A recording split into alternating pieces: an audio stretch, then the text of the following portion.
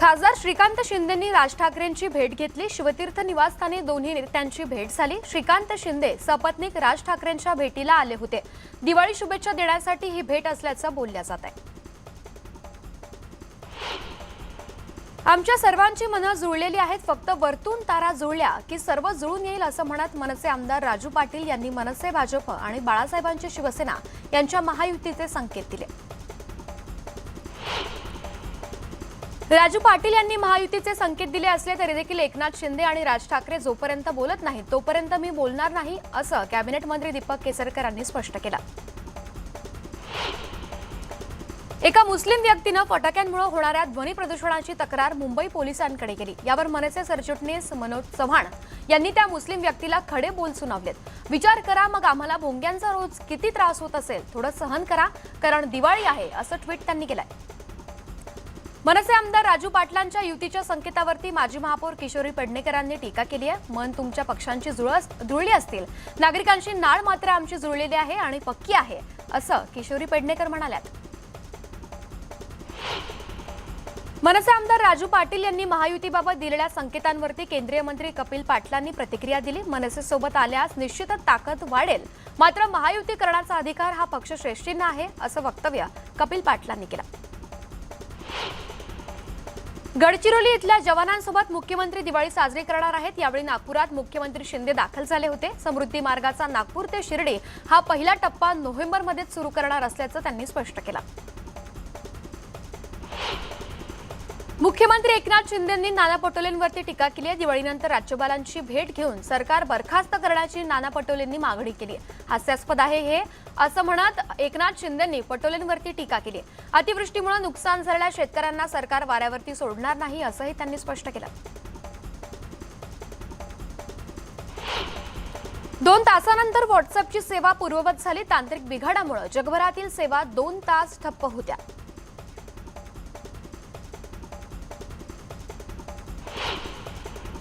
मुंबईत 5 वर्षात सायबर गुन्ह्यांमध्ये 112% वाढ झाली आहे। 2017 मधील 1361 प्रकरणांच्या तुलनेत 2021 मध्ये अशा केसेस 2883 पर्यंत पोहोचल्यात।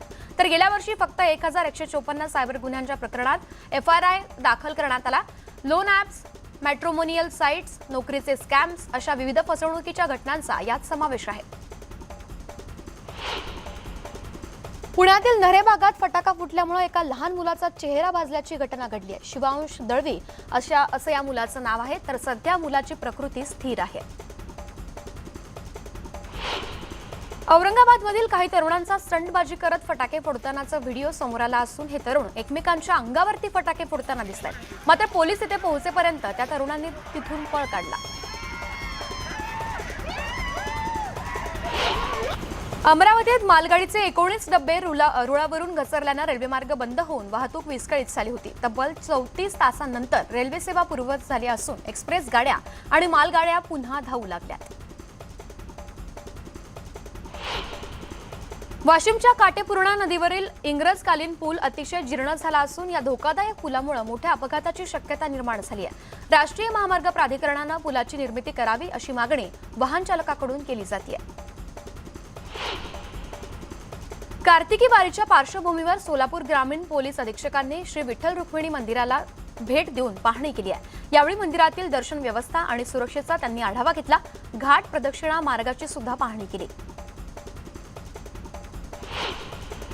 समाजातील अंधश्रद्धा दूर करण्यासाठी येवल्यातील काही तरुणांनी स्मशानभूमीत 1008 दिवे प्रज्वलित करत दिवाळी साजरी केली। स्मशानभूमीजवळील महादेवाच्या मंदिरातही तरुणांनी दिवे प्रज्वलित केले। वाशिममध्ये ऐन दिवाळीमध्ये भाज्यांच्या दरात मोठी वाढ झाली आहे। मेथीची जुडी 100 रुपये तर कोथिंबीरीच्या जुडीची 30 ते 40 रुपयांना विक्री केली जाते। तर इतर भाज्यांचे दर देखील प्रति किलो 80 रुपयांच्या वर असल्यानं सामान्यांच्या खिशाला कात्री लागली आहे। झेंडू फुलांच्या दरात मोठी घसरण झाली आहे, त्यामुळे मनमाड येवला परिसरातील शेतकऱ्यांनी फुलं रस्त्याच्या कडेला फेकली आहेत। अतिवृष्टीमुळे उत्पन्नात घट तर दुसरीकडे भाव मिळत नसल्यानं शेतकरी हतबल झालाय, त्यामुळे फुलं रस्त्याकडेला फेकलेली दिसतात। धुळे जिल्ह्यातील कासारे गावात छत्रपती शिवाजी महाराजांच्या भव्य पुतळ्याचं अनावरण करण्यात आलं। लोकसहभागातून उभारण्यात आलेल्या या पुतळ्याचं गावातील ज्येष्ठांच्या हस्ते अनावरण करण्यात आलं। यावेळी विविध सांस्कृतिक कार्यक्रमांचं आयोजनही करण्यात आलं होतं. युती सरकारच्या काळात शिवसेनेचे दिवाकर रावते परिवहन मंत्री असताना भूमिपूजन झालेल्या चिपळूणमधील मध्यवर्ती बसस्थानकाचं काम अपूर्ण आहे. 3 कोटींहून अधिकचा निधी मंजूर होऊन देखील काम अपूर्ण असल्यानं सामाजिक कार्यकर्ते संदीप सावंत आक्रमक झाले. त्यांनी सरकारला 1 महिन्याचा अल्टिमेटम देत काम न झाल्यास या ठिकाणी जनावरं बांधून सरकारचा निषेध करण्याचा इशारा दिलाय. अहमदनगरमध्ये सर्व पक्षीयांच्या वतीनं शेगाव तहसील कार्यालयासमोर चटणी भाकर खाऊन काळी दिवाळी साजरी करण्यात आली. सरकारनं शेतकऱ्यांचे प्रश्न न सोडवल्यास तीव्र आंदोलनाचा इशारा यावेळी देण्यात आला.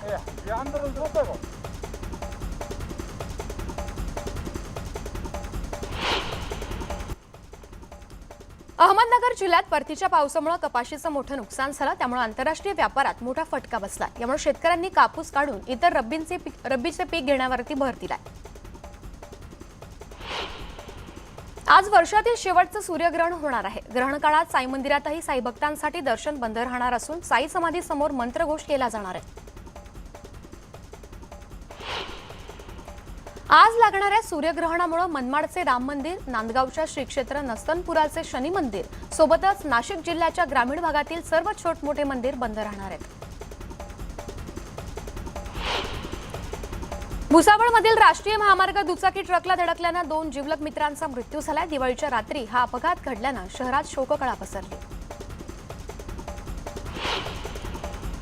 औरंगाबादच्या टीव्ही सेंटर परिसरात अवघ्या अर्ध्या तासात 15 जणांचे मोबाईल चोरीला गेल्याची घटना घडली आहे. दिवाळीच्या खरेदीसाठी झालेल्या गर्दीचा फायदा चोरट्यांनी घेतलाय. या प्रकरणी सिडको पोलीस ठाण्यात तक्रारी दाखल करण्यात आल्या.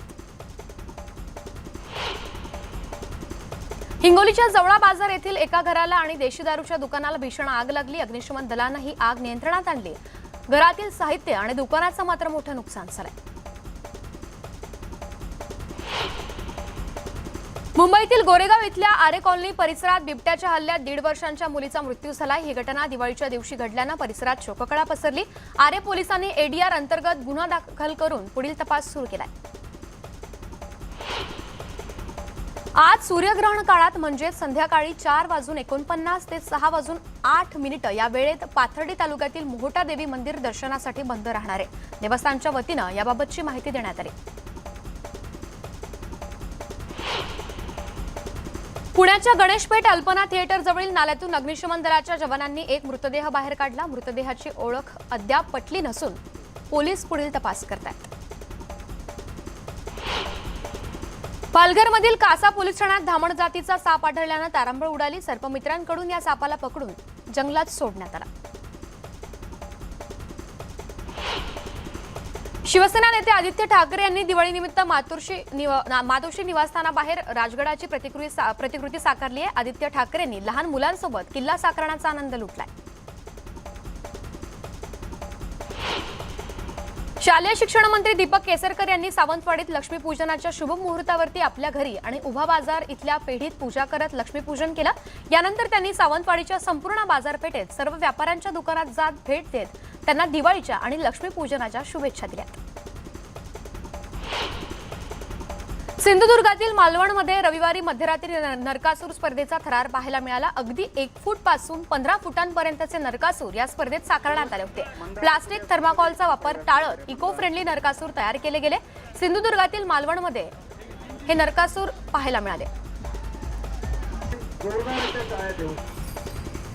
मुंबईतील लोअर परेल भागामध्ये दिवाळीनिमित्त शोभायात्रेचं आयोजन करण्यात आलं. यावेळी दिवाळी पहाट, शिवराज्याभिषेक सोहळा अशा कार्यक्रमात हजारो नागरिकांनी सहभाग घेतला. अमरावतीतील मोर्शीमध्ये लक्ष्मीपूजनाच्या दिवशी गवळण काढण्याची प्रथा आहे. यात पुरुषाला स्त्रीच्या रूपात नटवून नृत्य केलं जातं. त्यानंतर या गवळणला घरोघरी नेलं जातं. ज्यांच्या घरी गुऱ्या आहेत तिथे या गवळणीची पूजा केली जाते. गोंदिया शहरात मागील 29 वर्षांपासून लक्ष्मीपूजनाच्या दिवशी काली पूजा केली जाते. या दिवशी काली मातेची प्राणप्रतिष्ठा केली जाते. 5 दिवस देवीच्या दर्शनासाठी भाविक मोठ्या संख्येनं गर्दी करतात. सूर्यग्रहणामुळे आज बद्रीनाथ धाम आणि केदारनाथ धामचे दरवाजे बंद करण्यात आले. त्यामुळे आज काही वेळासाठी भाविकांना दर्शन मिळणार नाही. उत्तर प्रदेशमधील गोमतीनगरच्या पत्रकारपुरममध्ये एका एक महिला दिवे विक्रेत्याच्या दुकानाची तोडफोड करत असल्याचा व्हिडिओ सध्या व्हायरल होतोय। ही महिला एका माजी IAS अधिकाऱ्याची मुलगी असल्याची माहिती मिळते। पोलिसांनी या महिलेविरोधात अदखलपात्र गुन्हा नोंदवलाय।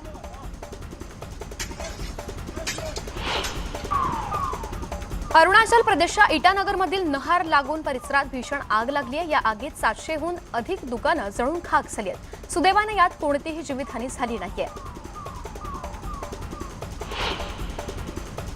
गुजरातच्या बडोद्यामध्ये फटाके फोडण्यावरून 2 गटात तुफान राडा झालाय। बडोद्याच्या पाणी गेट इथं काल रात्री दगडफेकीची घटना घडली।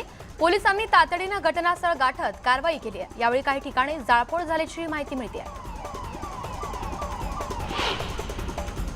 मध्य प्रदेशचे मुख्यमंत्री भूपेश बघेल यांनी दुर्गमध्ये गौरी गौरा पूजेला हजेरी लावली होती। या पूजा विधीचा एक भाग म्हणून बघेल यांनी हातावरती चाबूकनं मारून घेतला आहे।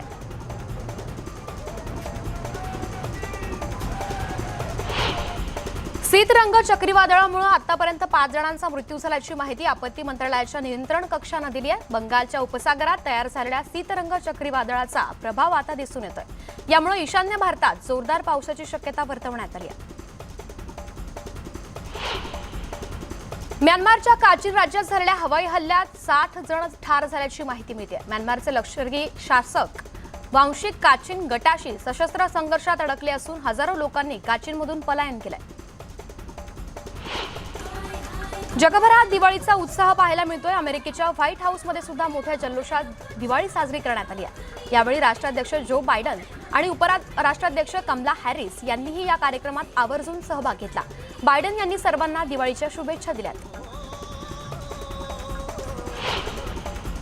लॉरियल कंपनीच्या केमिकल हेअर स्ट्रेटनिंग प्रोडक्ट्समुळे कर्करोग झाल्याचा दावा करत नुकसान भरपाईसाठी अमेरिकेच्या शिकागो इथल्या कोर्टात याचिका दाखल केली आहे। जेनी मिशेल या महिलेला लॉरियलचे उत्पादन वापरल्यानं गर्भाशयाचा कर्करोग झाला, ज्यामुळे तिचं गर्भाशय काढावं लागलं। जेनीनं फेडरल कोर्टात लॉरियल कंपनीवरती नुकसान भरपाईचा दावा केला। अभिनेत्री सोनाली कुलकर्णीनं दिवाळी सण साजरा केला। सोनाली तिचा पती कुणाल बेनोडेकर सध्या दुबईत आहेत। या जोडप्यानं मराठमोळ्या पद्धतीनं दुबईत दिवाळी सण साजरा केलाय। लक्ष्मी पूजनाचे काही फोटो सोनालीनं शेअर केलेत।